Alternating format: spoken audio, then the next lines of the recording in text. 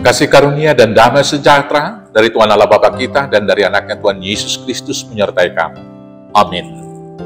Selamat Jumat Agung, Bapak Ibu Saudaraku yang terkasih.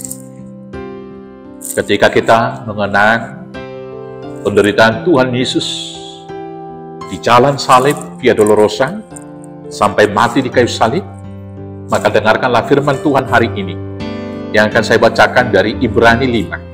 Ayat 7 sampai dengan ayat 10, demikianlah firman Tuhan. Dalam hidupnya sebagai manusia, ia telah mempersembahkan doa dan permohonan dengan ratap tangis dan keluhan kepada Dia yang sanggup menyelamatkannya dari maut. Dan karena kesalehannya, ia telah didengarkan. Dan sekalipun ia adalah anak, ia telah belajar menjadi taat dari apa yang telah dideritanya. Dan sesudah ia mencapai kesempurnaannya, ia menjadi pokok keselamatan yang abadi bagi semua orang yang taat kepadanya. Dan ia dipanggil menjadi imam besar oleh Allah menurut peraturan Melkisedek. Demikianlah firman Tuhan. Bapak Ibu Saudara-saudaraku yang terkasih, dalam hubungan manusia dengan penciptanya, umat beragama selalu mengangkat, atau Tuhan sendiri yang mengangkat seorang imam yang menjadi perantara dari umatnya dengan Allah sendiri. Maka seorang posisi imam menjadi sangat sentral dalam kehidupan beragama. Di satu sisi menyampaikan pesan Allah, dan di sisi lain menyampaikan doa dan korban-korban persembahan, korban syukur, korban bakaran, korban pengampunan dosa kepada Allah. Dan dalam tradisi Melkisedek, imam-imam yang demikian juga ikut memohon pengampunan akan dosa-dosanya. Maka, imam yang demikian juga belum menjadi sempurna. Tetapi imam yang demikianlah yang kemudian terdapat dalam Kristus Yesus. Ketika dia sebagai manusia, menaikkan permohonan, menaikkan doa, dalam tangisan dan juga keluhan ratap yang sangat-sangat sedih. Tetapi kemudian dia menjalani juga hidupnya menjadi korban yang menjadi penebus bagi semua manusia. Maka karena itulah Tuhan Yesus Kristus menjadi imam besar bagi kita, bukan hanya pengantara, tetapi jalan menuju pada keselamatan tersebut.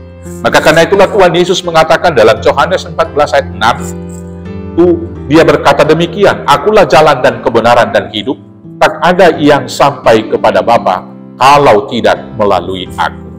Hal ini berarti bahwa Tuhan Yesuslah imam besar yang telah sempurna melakukan hukum Taurat dan mempersembahkan korban bakaran dan penebusan dosa. Bahkan menjadi korban di kayu salib untuk menjadi korban penebusan akan dosa-dosa kita.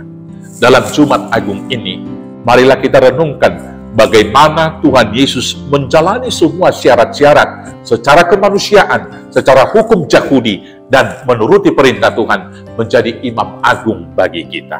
Pertama sekali dia sebagai manusia, pada hari ke-8 dia disunat. Dan pada umur 12 atau umur 13 dia menjadi anak Taurat.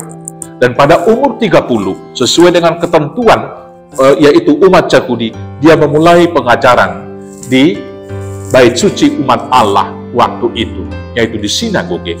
Dan seterusnya sampai umur 33, dia melakukan karya-karya penebusan dan pelayanannya. Dalam pengajarannya, itu ditunjukkan dalam perbuatan, bukan hanya pengajaran dengan teori. Bapak Ibu Saudara-saudaraku yang terkasih, karena itulah dia menjadi imam yang sempurna bagi kita. Saudaraku yang terkasih, dalam Jumat Agung ini, mari kita renungkan semua yang dilakukan Tuhan Yesus dengan sempurna.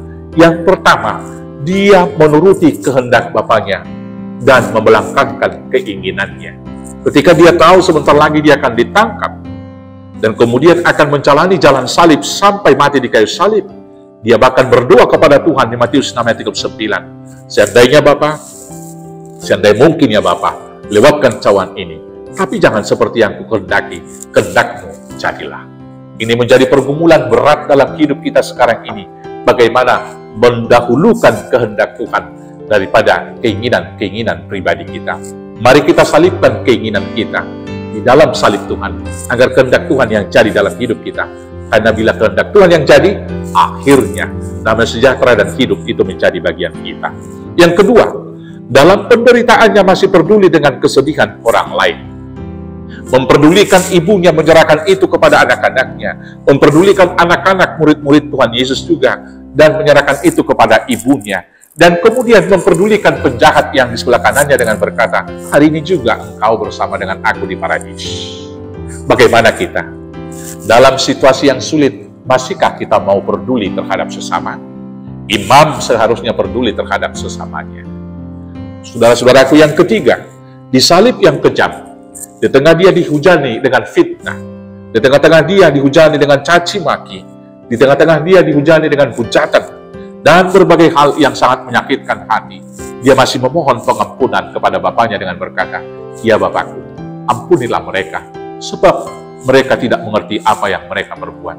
Bagaimana dengan kita? Ketika kita sekali difitnah, apakah kita membalas 2 atau 3 kali?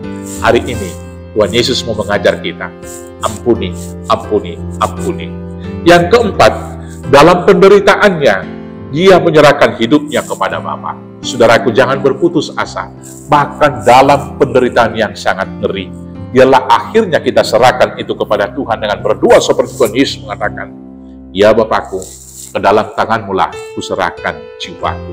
Kesempurnaan Yesus sebagai imam besar adalah ketika dia mati, dan tetapi kemudian dia bangkit kembali mengalahkan kuasa kematian dan naik ke surga menyediakan tempat bagi kita. Maka dia bukan hanya imam di dunia, tetapi kemudian dia menjadi imam datang nanti untuk menghakimi orang yang hidup dan orang yang mati.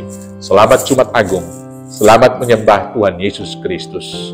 Tuhan Yesus memberkati. Amin. Kita bersatu dalam doa.